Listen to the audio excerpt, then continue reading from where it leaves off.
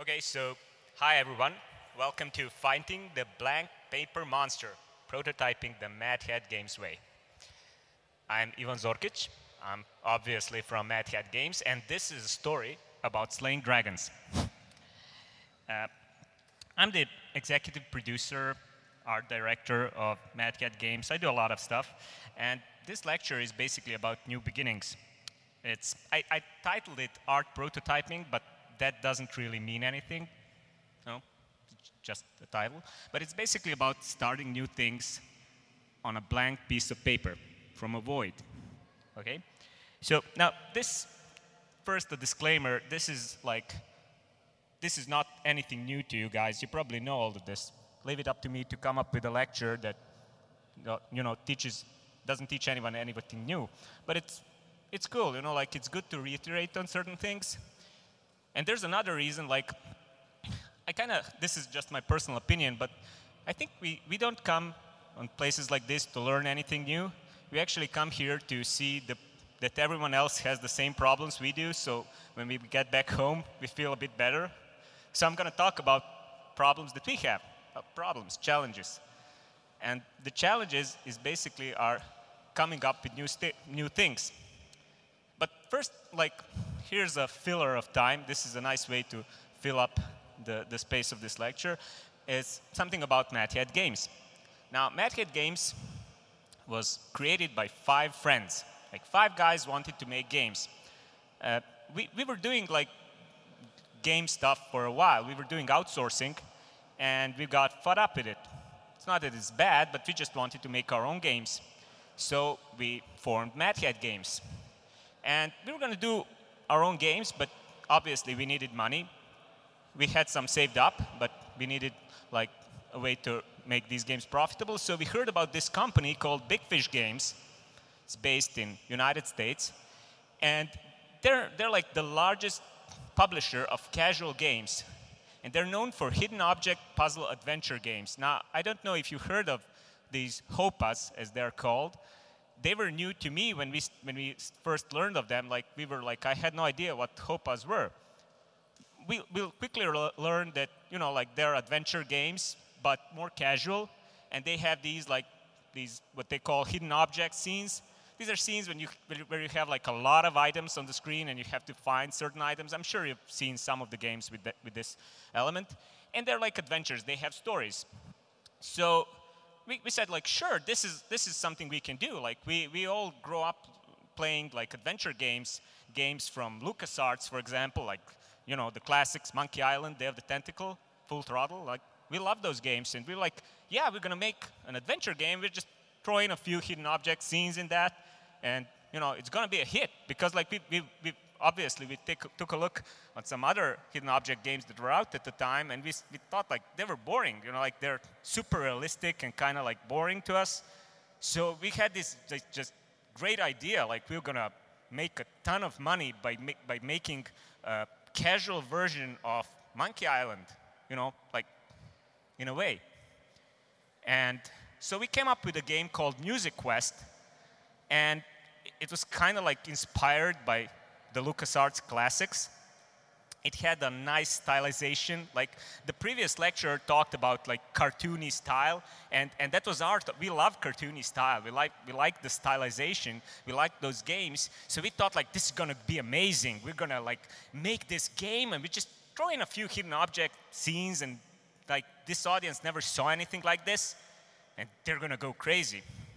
And it turned out we were wrong. We spent a couple of months making the first hour, the demo hour of Music Quest. We were super satisfied with it. All our friends were satisfied. Never show your games to your friends because they're always going to tell you that you're doing great work. And we showed them. They were this is just Day of the Tentacle, man. We're far out. Yeah, awesome. And then we gave it to Big Fish, and they said yeah, well, it's kind of childish. We thought what do you mean childish? I mean, have you played Monkey Island? Yeah, sure, but our audience considers this type of game childish. They want super realistic adult stories. That's just the audience. So we were whew, okay, few months down the drain, back to the drawing board. So we came up with a new game called Rite of Passage. Actually, it was called Cabinet of Wonders when we first made it, but that really doesn't matter now. Anyway, Rite of Passage, we started from scratch. And this time, we asked Big Fish Games to actually send us the rules. Like, you guys have some rule book or some guidelines, right? It sounds, and this is like the theme of this lecture, is like, things seem like obvious, like, of course you're going to ask for rules, but when you're just starting out, and when you don't have any experience, like even the ordinary things are like something you have to like come up with yourself. So we ask for some rules, and we made some more rules. We made some of our own, and we came up with the workflow, you know, like, and I'm gonna speak about that later. But to make the graphics more realistic and less stylized, we didn't like wanted to do it because we preferred that. This is just something that, you know, like the audience wanted. And we halved our salaries to stay in business, which was like our salaries weren't like big enough to start with, so this is like, ouch. But we did it, and you know, here's like a short example. We started like, and I told you this is gonna be obvious, so like we started with a sketch, we did a 3D model, we painted over the 3D model, we threw in some photos, like photo bashing, and the thing is like, at that time, we had no idea this was a liable like way to make games. Like we thought like, can you actually use photos in your work? Like that's somehow wrong, like right? You have to draw everything yourself. Can you use 3D to make a 2D game? You know, like no one told us this was like, we had to think of it on ourselves. You know, that only later we found out like everyone is doing it. Like, yeah, that's a normal workflow, but for us, we were like, how can we do it? How can we make something that's consistently, you know, like consistent to the style and keep doing it for like 40 scenes that the game needed? So we came up with this workflow, and we came up with a new demo, like a new hour-long demo, and we sent it to Big Fish, and they said like, look guys, this is really good. This is what we want. We kind of think like this would be better for the second hour of the game. Can you make like another first hour demo and then add this? Like it's okay, you won't throw this away. We're just moving to the second hour, and of course we get paid after the first hour. So like that meant we didn't get the milestone payment. So it's like it was more pain in that sense. But we managed to do it, and it turned out to be great. Like we topped the charts of Big Fish Games. We were a success, and Rite of Passage became a successful game, sold a lot, and you know, gave us the opportunity to grow and to make a bigger studio. And now we're like, from 5 people, we are now 120 people strong, and it's great. It's great. But what's the deal now is like we're starting over. We're moving from casual to core gaming. That's like what we always wanted to do, and we think we can do well, but it's brand new to us, you know, and we're starting like, just like 7 years ago when we started Rite of Passage, like everything is new again. So I came up with this idea of the blank page monster. I told you this is like a story of slaying dragons, right? So this is the dragon of the blank page, the devastator of developers, the ruin of artists, and his unholy lordship of terror, the blank paper. Now, I don't mean like the actual blank piece of paper. I mean like when you have nothing to go on, when like all you have is like this blank space, and you have to fill it up and make something like that will sell, that will be amazing, be awesome. So like, imagine if I gave you guys like a piece of paper right now, and I told you, like, imagine that everyone here is an illustrator. Like, I know there are a couple of good composers here, like probably programmers, animators, but just for the sake of the argument, like, imagine that you're all illustrators and good ones. And I told you, like, hey, draw me something amazing. Like, it needs to be really amazing. Just draw anything you want. And you probably have some trouble with that. Like, what do you mean? What anything? Like a man? A building? What? No, anything. Just draw anything you want. And imagine another example. If I gave you that same piece of paper and told you, like, draw me a witch hut. Like a hut where a witch lives. And I want it to be, like, old and made out of wood and in the middle of the forest. And there should be a chimney on the roof because, like, the witch needs to cook the children, right? So, you know, so it needs a chimney. And I gave you some pointers and some ideas. It's easier now, right? You can imagine that it's easier to do this because you can focus on the visual design, on specific, like parts of this whole process. So I think we can agree, like, approaching something with a blank paper, it's much harder. And that's actually what I do most of the time, because like even though we are 120 people strong, we still have this small company mentality where like we have to make up all the rules, and just a few of us design these games from scratch. And like my dear friend and also like our top game designer and our CEO, who is one of the best game designers I know, like he comes to me and he has an idea for this game, right?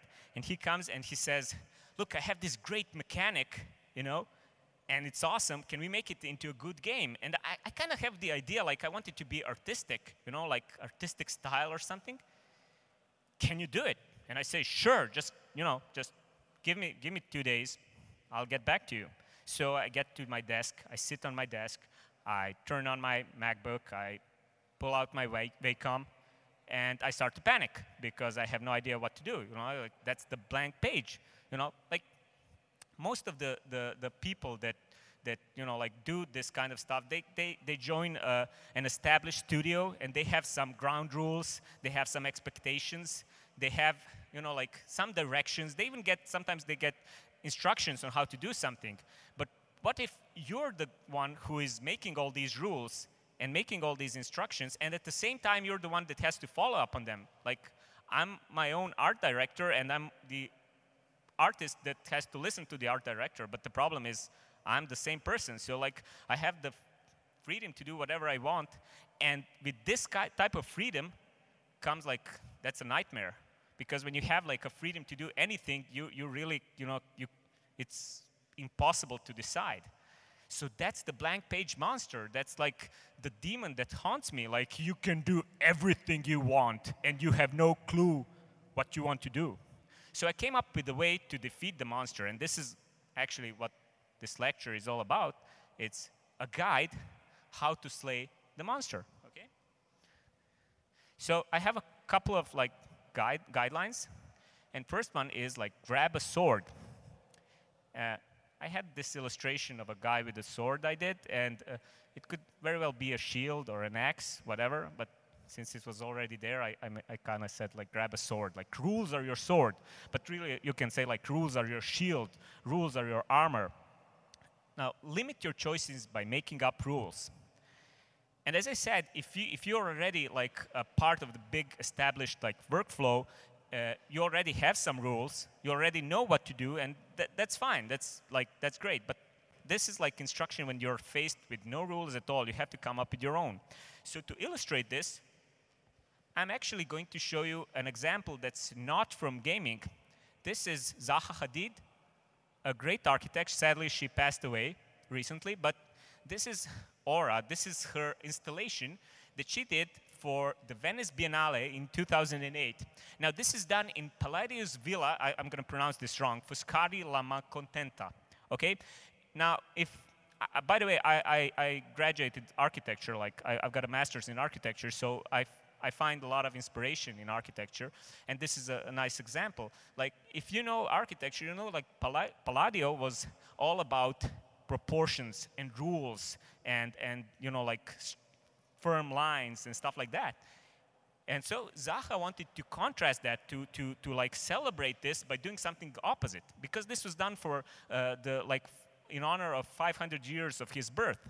So she made up this beautiful installation, which is, as you can see, it's almost abstract. It's full of curves, and it's in contrast to the stark lines of Palladius Villa.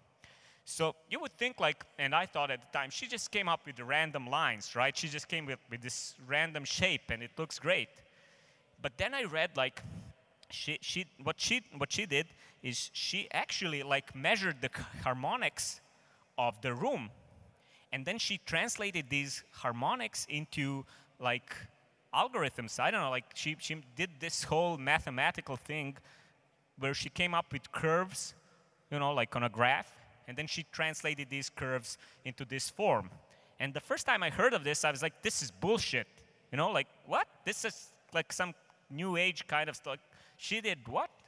You know, why would she like make up something like this? Why did she just like do art? You know, but then I realized this is like the smartest thing she could have done, because like when it comes to freedom of shape, like she always did these free shape like abstract forms, and you know, like there were no specific rules to follow, like you have to be inside a square.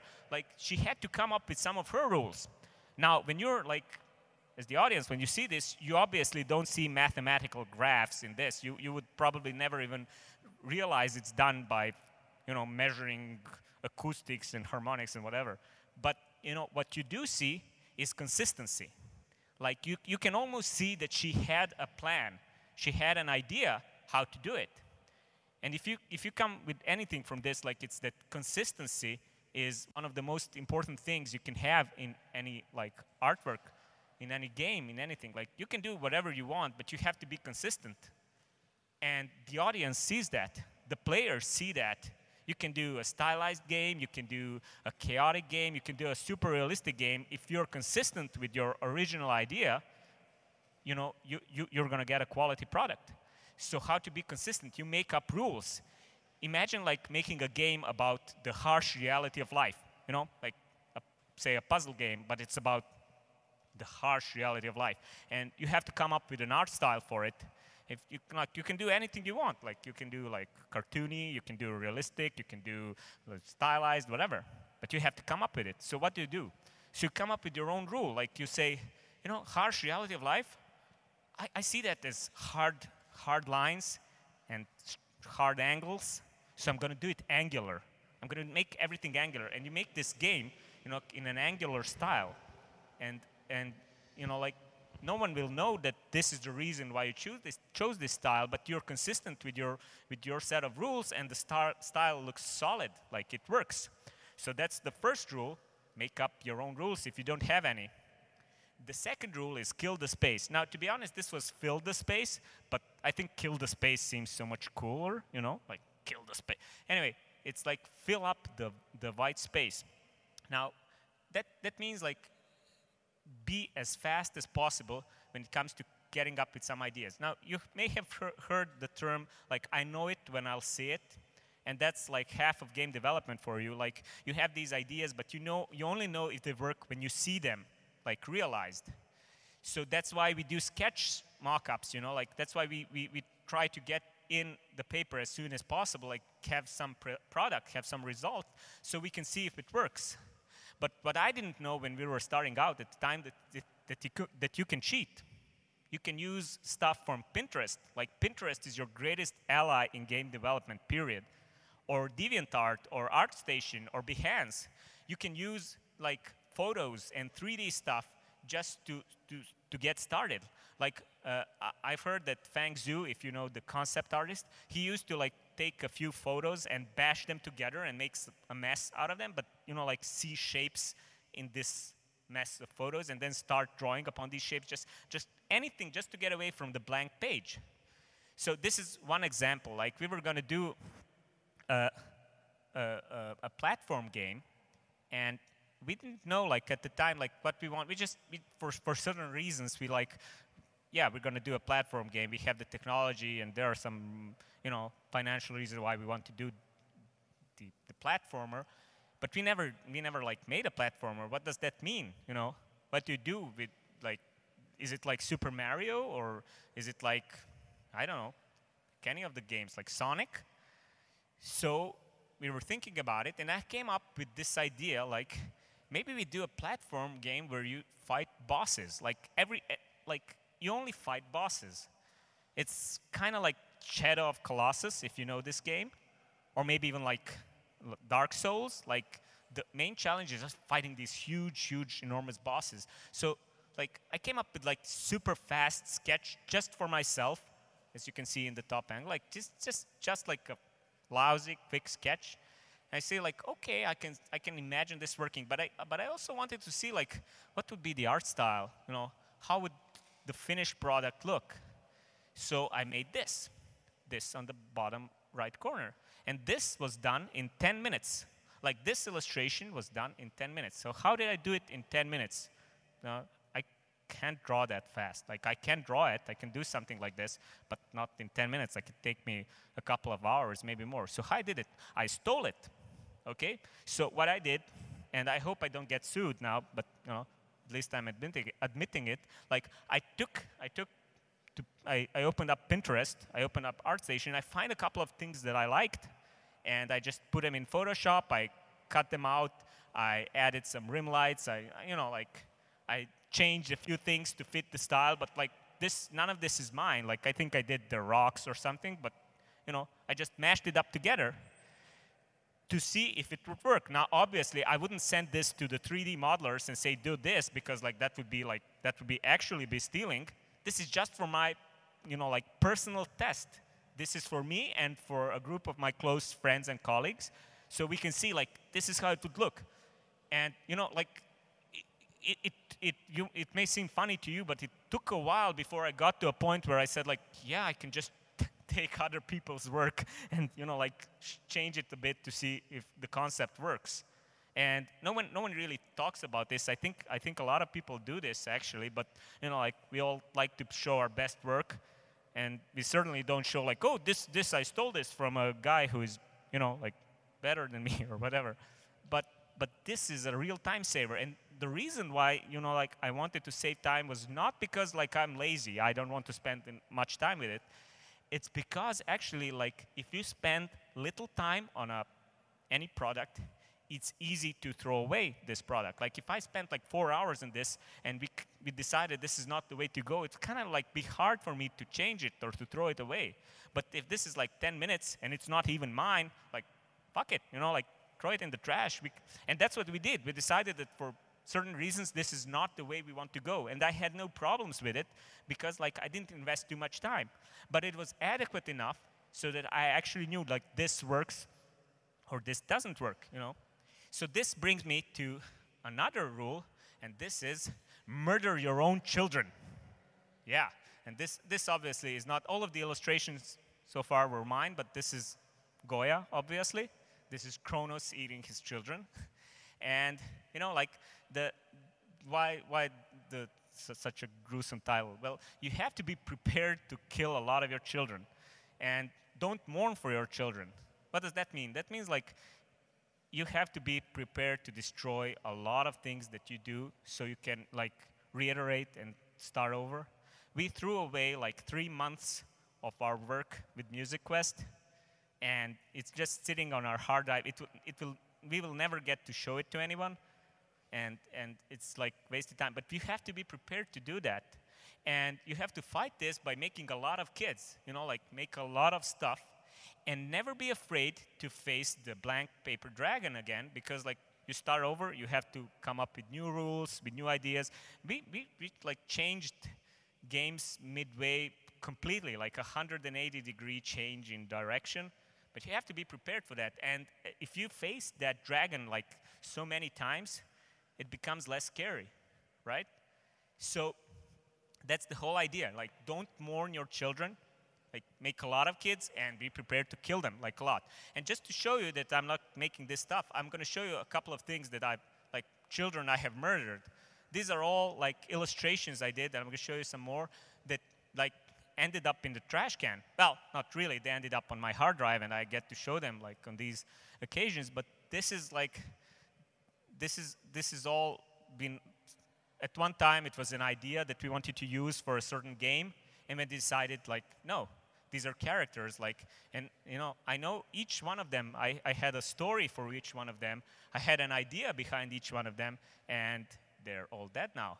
And then we had like, I do a lot of different stuff. This is like completely different. These are like casual games we tried, and these also went in the bin, not because they weren't like good for themselves, but for various reasons, like we decided that we don't have a team for this, or we decided it's not gonna sell, or whatever. We changed the directions. So like, they're all dead. Like, I remember the Mon squares. I was really fond of these. Like, they were supposed to be like monsters shaped like squares, right?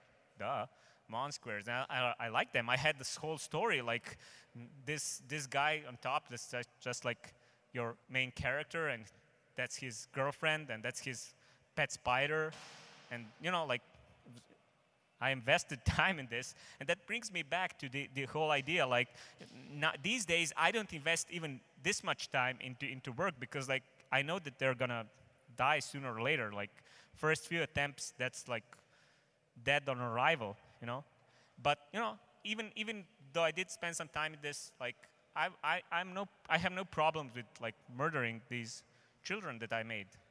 Another example, like, yeah, see the cute bunny in the armor? Yeah, he's dead. Yeah, and like all of this I did, and it just went to the trash, and that's fine. So to reiterate, like, oh, by the way, this is Valera. She's a super hot mage with, like, I really liked her. I had a whole backstory and everything, and I killed her. Yeah, so she's dead as well. These are all like, I've been showing you like illustrations that went into the trash for like past 10 minutes, but that's okay. That's like there's a lesson in that. So here, just to recap everything, like to slay the monster, you have to you have a few guides, you can follow. Like, rules are your sword. So if you don't have any, like if you didn't receive rules from the art director, publisher, or if you didn't receive enough rules, what you can do is make up your own rules, and you don't have to like explain them to other people. All you have to do is like follow them consistently and provide a consistent product that people will people will detect that. They will read this consistency. They don't have to know your rules that you used. And these rules can be a story you make up, a background story, like lore, or it can be like artistic rules, like I want to do everything in circles because circles remind me of stop signs and I want whatever, But always like make up some rules and follow them. Then kill the white space as fast as you can. Like, produce something fast. That doesn't mean you have to rush the game production. Like, making games is always an iterative process. It takes a lot of time. But when you're like brainstorming, when you're coming up with ideas, be as fast as possible and cheat as much as you can. Do anything you can. Like, take other people's work, do 3D, photo bash, combine stuff, like whatever. Just get that blank space out of the way as fast as possible. And then when you're done with that, you're going to produce something, like some ideas, and be prepared to trash them, like to throw them away. Obviously, you're going to do this by testing, whether you have like testers in-house or show them to. Like, testing is a funny thing. Like, most of my testing comes from just showing my girlfriend something that I did and watching her face. Like, if she says like, oh, these are nice colors, then like, yeah, I'm doing something well. If she says like, I don't get it. Like, what is this, like a warrior or like? Then it's probably wrong. So I murdered that child and start over, and like test, start over, iterate. And that's been like basically what we did at Madhead Games for all these years. Like, it always feels like starting something new. Like, we're starting with core games. That's something we always want to do. Sadly, I don't have anything to show you because we just started. Like, we're going to make some announcements soon, but not, like making a bridge from casual to core gaming is like getting in the industry all over again.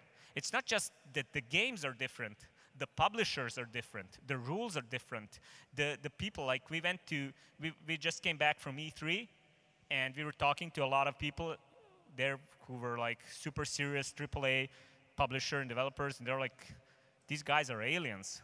Like, we've never used to be working with like these people. Like, we were always seeing ourselves as an indie company, and now suddenly we are talking with like Sony, and it's a whole different world, and we have to start all over again and face this like blank paper monster all over again. But it's okay because, like, as I said, we have these rules, and we keep starting over. And my message to you is like, if you're starting, never be afraid to start something new. Never be afraid to face this blank monster. I hope these tips help you in a way, but that's really what we do, because like VR is coming, new games are coming, the industry is constantly changing, and we just like, there will never be a time where we can just say, oh, we learned how to do this and now we can just relax. We learned how to make hopas. Like, for the first time in like 7 years, we can make a Hopa game without like breaking a sweat. Like our teams work, they don't even do overtime anymore. You know, they hit the mark, they do hit the deadlines. We top the charts. It's fine, we'll learn how to do this. But you know, like Hopa games are not gonna be around for forever. And we don't want to do them forever. We want to try new things. And when we're done with this, you know, like core gaming stuff, we're gonna get into VR or into whatever, you know, like something new. And we're always going to face this blank page dragon. And I think everyone will. So, you know, as I said, this is not something you don't already know, but it's kind of good to remember and to like keep telling us this thing over and over, because I think we're all in the same situation, right? We all have the same challenges.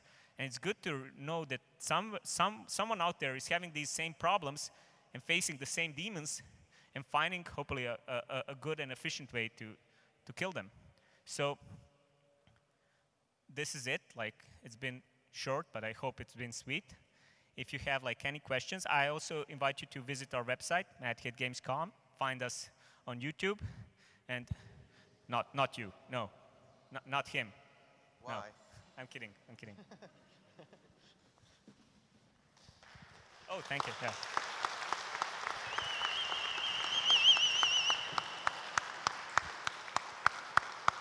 This is gonna be good. Hey, Ivan. You talked a lot about killing. And killing. from everything that you said to us, it seems like you're a serial killer. So do you have any count? That is like, my day job, yes. Do you have any count? Like how many children of yours did you kill so far while making games? Ooh, that's a good question. Like, I think I stopped counting at around like 50. But the major, like, we actually have like a major 2 deaths. Like, first was Music Quest, and the other one was our first free-to-play, which went on soft launch, and the numbers weren't good. So we threw away like a lot of work. These 2 are like the most serious murders we've committed. And a lot of these small ones, like I've got literally like hundreds of concepts and ideas that never were realized because they didn't work.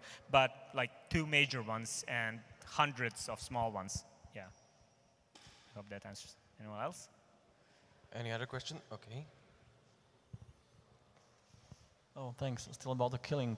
So, Yeah.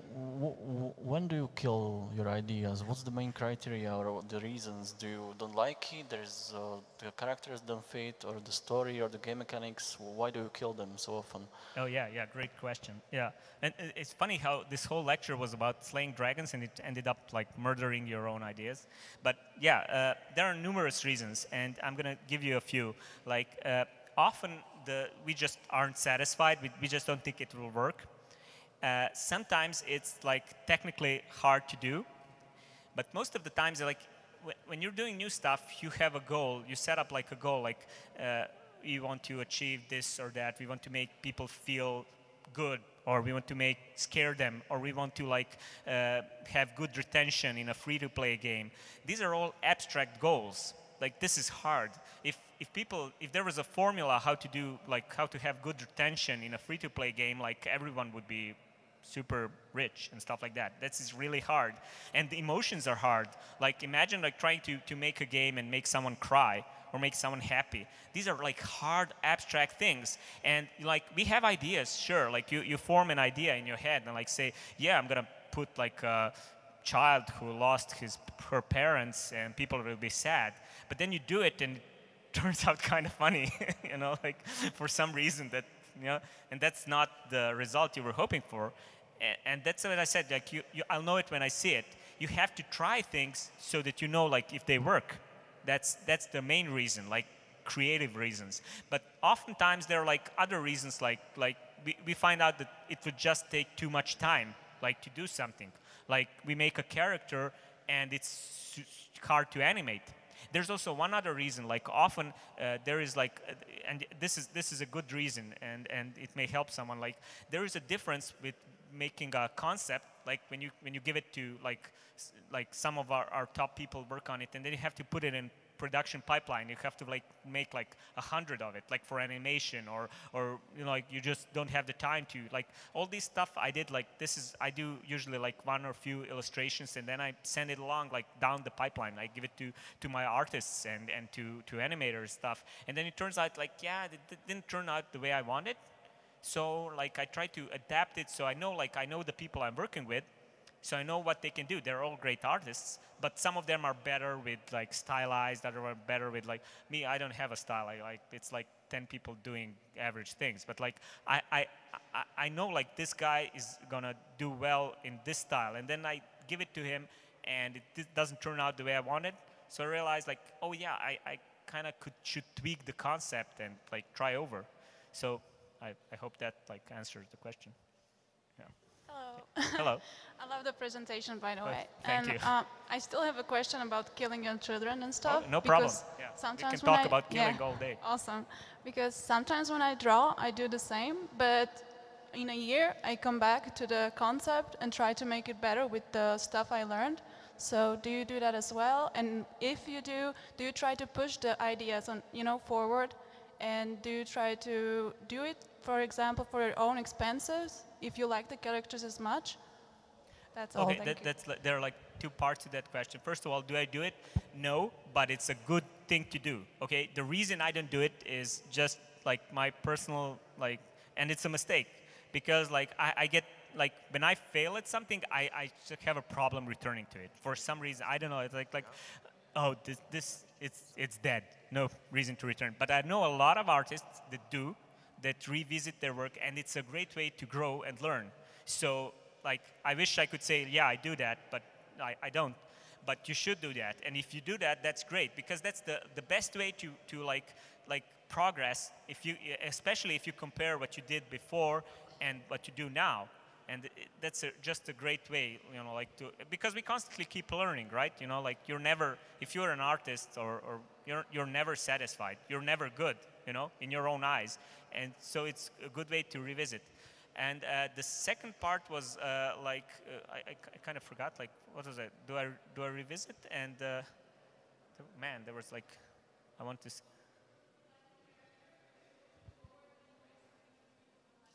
Oh yeah. That's also a good question. Like, there's like, it's not that people don't like it, but sometimes the audience is wrong, But I like the character, so definitely, yeah. Then I do it for myself, and like that's the good thing. Like I can do a lot of things for myself, and like then push it back to like it's just waiting for its chance to be like used or whatever, and. That's a good, and I also see like that as a practice. Like everything I do for the studio. Like that's my life. I work. That's the benefit of working with friends. I work with my best friends, and I was there from day one, and it's practically my life now.